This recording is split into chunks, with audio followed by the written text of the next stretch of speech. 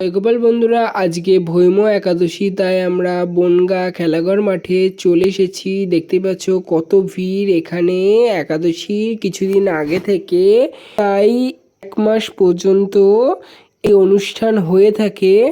তোমরা যারা বনগাঁয় থাকো তারা অবশ্যই জেনে থাকবে এই অনুষ্ঠানটির কথা, আর যারা জানো না তারা অবশ্যই জেনে নাও, তাহলে নেক্সট টাইম থেকে তোমরা আসতে পারবে। আমরা ভিড়ের মধ্যে পৌঁছে গেছি। এখন আমরা কিছু ফল নিয়ে এসেছিলাম এই অনুষ্ঠানে নিবেদন করার জন্য। এই ফলগুলি দেওয়ার জন্য এখানে লাইন ছিল, সেই লাইনে আমরা ঢুকে পড়েছি এবং তার ঠিক পাশেই তিলক সেবা হচ্ছিল।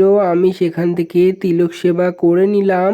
সেই প্যান্ডেলের এক পাশ থেকে রাধা কৃষ্ণের পূজা মণ্ডপে ঢুকে পড়লাম ঠাকুর দর্শন করার জন্য। এখানে রাধা কৃষ্ণ এবং ললিতা বিশাখার সখীর পুজো করা হচ্ছে, আর দুই পাশে গৌর নিতাই দাঁড়িয়ে আছেন। আর ঠিক পূজা মণ্ডপের বাইরে এই গোপাল সোনাটা বসে আছে, দেখতেই পাচ্ছ। কি মিষ্টি দেখতে, এবং অনেকগুলো বইয়ের স্টল বসেছে যেখানে গীতা, চৈতন্য কথামৃত, রাধার জীবনী সম্পর্কে রয়েছে। মেলার ভিতরে ঘুরে আমরা কিছু টুকটাক কেনাকাটা করলাম এই দোকানগুলো থেকে।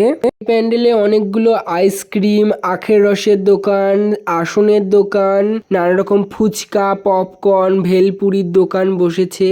আমি বুঝতে পারছি না এইসব উপোস করে কারা খায়। কিছুক্ষণ ঘুরে আমরা বাড়ি চলে এসি, তারপরে কি কি কিনলাম সেগুলো তোমাদের দেখাবো।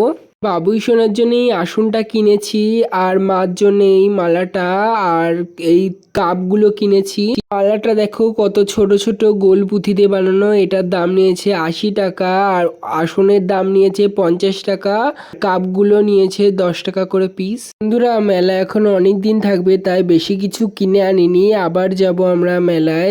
আমার চ্যানেলটাকে তোমরা লাইক, শেয়ার, সাবস্ক্রাইব করে সাথে থাকো।